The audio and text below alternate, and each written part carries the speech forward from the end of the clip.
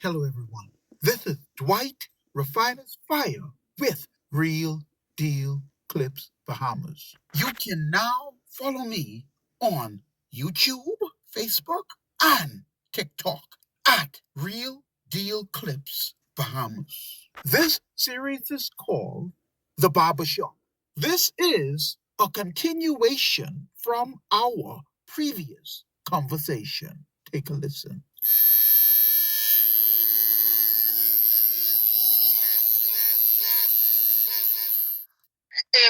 If a migrant is caught in the Bahamas and they are undocumented, the immigration law applies.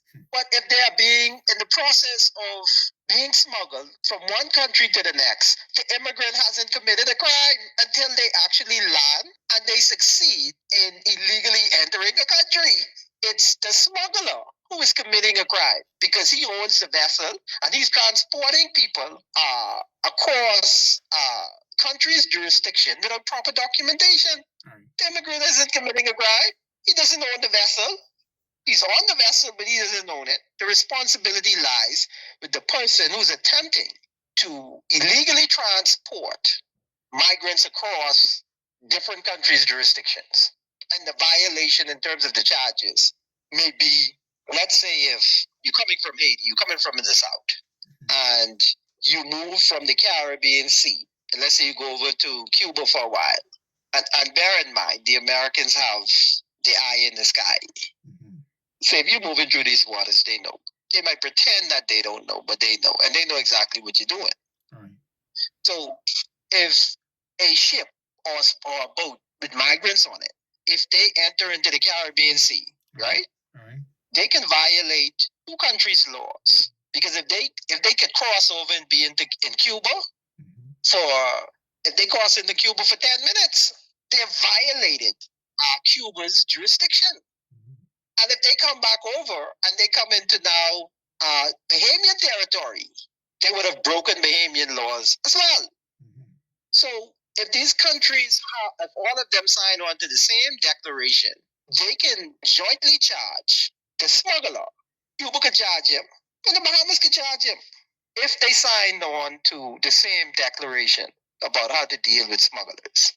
And let's say that same boat was attempting to move through Bahamian territory and go all the way up and transport these illegal migrants into the U.S. Okay. So let's say they cross over into Cuba's water, right? Then they cross back over the Bahamas waters, and they succeed to go all the way up and enter the U.S., South Florida. So you know what? When the Bahamas signs on to this smuggling migrants bill, if the origin of those Haitians were Haiti, like where they entered the boat, they can legally get charged under this bill with violation of three countries' laws. So they can be jointly charged by the Bahamas, Cuba, and the U.S. So this is all about, this bill is just to conform with international law in terms of how to reduce the rate of human smuggling. And that's why you'll see most countries in the world, I think all of them have signed on to what they call non-refoulement. And this is really much to do about nothing. From Lincoln Bain's perspective, he think you should charge an immigrant with the presumption that they will commit a crime. You cannot charge the person until they actually break the law. Even if they are in the process of breaking the law, you can't charge them because the presumption is innocent. If you interdicted a migrant out at sea, right? And you will find that this happened a lot. The Bahamas didn't really have laws to cover that. They normally would process them now at the basin in Agua and just send them back, right? Right. But look at the kind of charges that the smugglers got. They got like little fines and this and that. Because laws is on the books to cover that. And now they're attempting to put punitive penalties in law with this smuggling of migrants bills that they're attempting to pass. I don't see what the issue is. Right. We already have laws to cover illegal entry into the country. I see. And movement through the Bahamas if you enter the country illegally. This bill is not to cover immigrants. Right. This bill is to provide punitive action against the smugglers. Yes. And you just need to look at the heading of the bill. It's just about the smugglers. It's not about the immigrants. So essentially what you said then is Lincoln reading the heading of the bill but can't read with comprehension or understanding. He totally missed the whole point. Yes. Okay. And it's a very basic thing. Okay. The bill tells you what it's about. The heading of the bill tells you what it's about. It's about preventing smuggling. What I'm surprised at is the ministers of the government struggling with this. I mean, because this is a very simple thing to explain to Bahamians. Right. I don't know why you would even need a press conference to say X, Y, Z. But then could there be something more that they're trying to conceal? They're trying to come with all this talking, or is it that they're allowing the so-called gaslighting like Lincoln Bay to throw them off? Yeah, okay. What it is though, is that when you don't educate people about what it is you're doing, everything that you do appears to be suspicious. Right. And we haven't had governments that really educate Bahamians about the legislations that they want to pass in Parliament. Right. But had they started out with the proper discourse with the Bahamian public, this would never emerge. I see what you're saying. But this is the most ridiculous. This is one of the most ridiculous things I've ever seen. Because this is some juvenile stuff. I mean, this is basic. This is a basic type of legislative enactment. This isn't something untoward. But I mean, when you hear the bantering back and forth, it makes you wonder where we are as a people in terms of the ability to understand the basics. And so-called intelligent people, they're dragging themselves into this nonsense. Right. It's absolute nonsense. Right. It's at this point, it's not even worthy of a response. I mean, I think the response should be a proper clarification for the Bahamian people and not Lincoln Bay. Right. You understand what I'm saying? Yes, sir. I think their challenges, the government's challenges. Why are they responding to Lincoln Bay? Their responsibility is to the citizens of the Commonwealth of the Bahamas. Why are they responding to Lincoln, Maine? If citizens have an issue, open up a forum where they can vent their issues. And you have the appropriate individuals. That's for the citizens. And then you have the appropriate individuals that can answer their questions and their concerns. Yeah.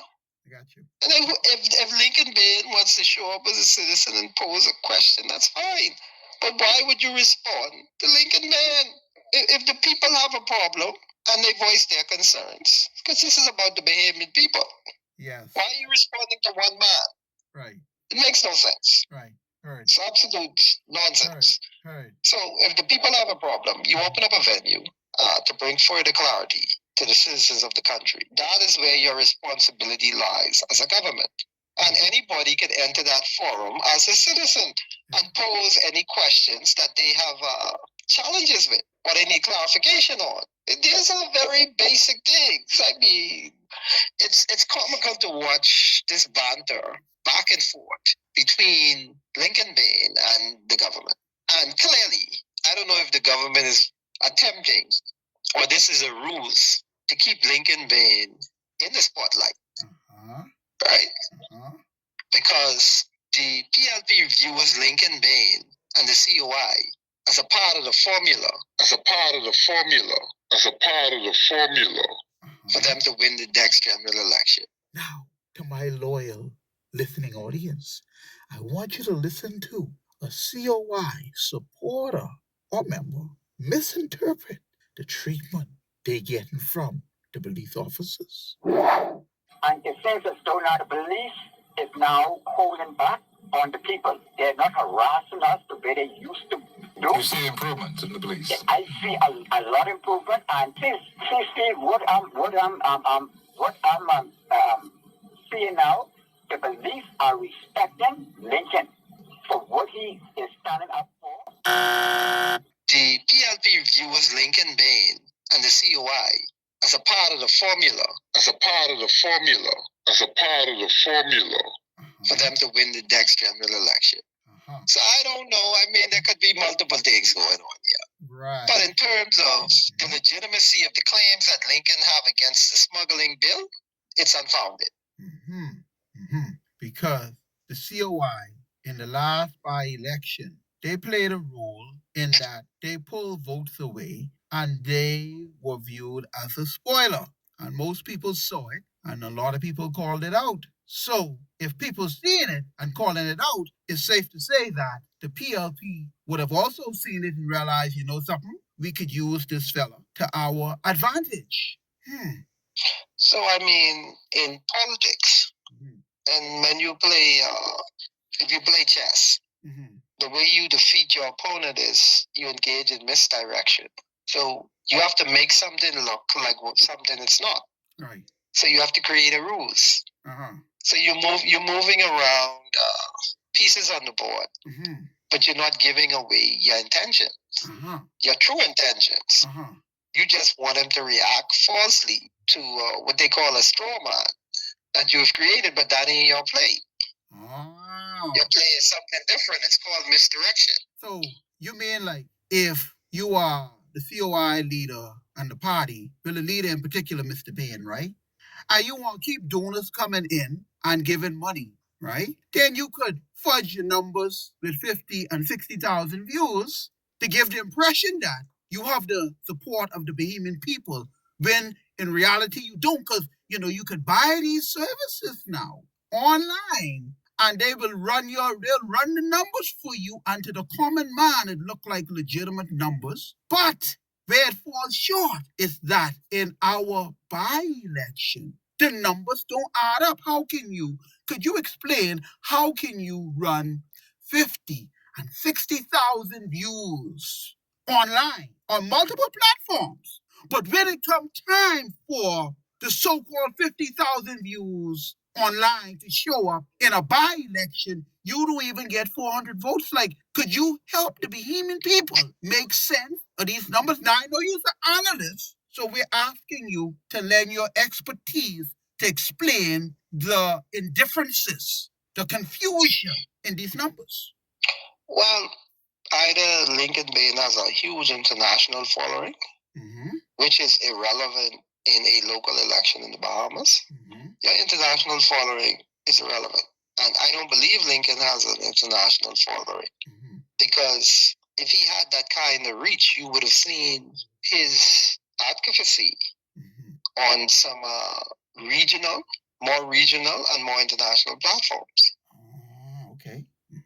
So there's no indication that he is penetrated the regional or the international media. And when stories gain traction on these platforms, you garner the attention of regional and the international media. Right. That has not happened. He may be engaging in some other shenanigans, like where you purchase bots and all of that. But for his part, right? Right. You can purchase bots, and there's ways to generate viewership, and platforms like YouTube can assist you with that. Some of it requires payment and all that kind of thing. Anybody can go on Facebook and see that you can engage the platform in multiple ways, and some of it is actually to generate views, and Facebook would assist you in that. And if you go to the YouTube platforms, you would see that his numbers are considerably less than what they are on Facebook. Right. I'll say no more on that, right? But let me say this.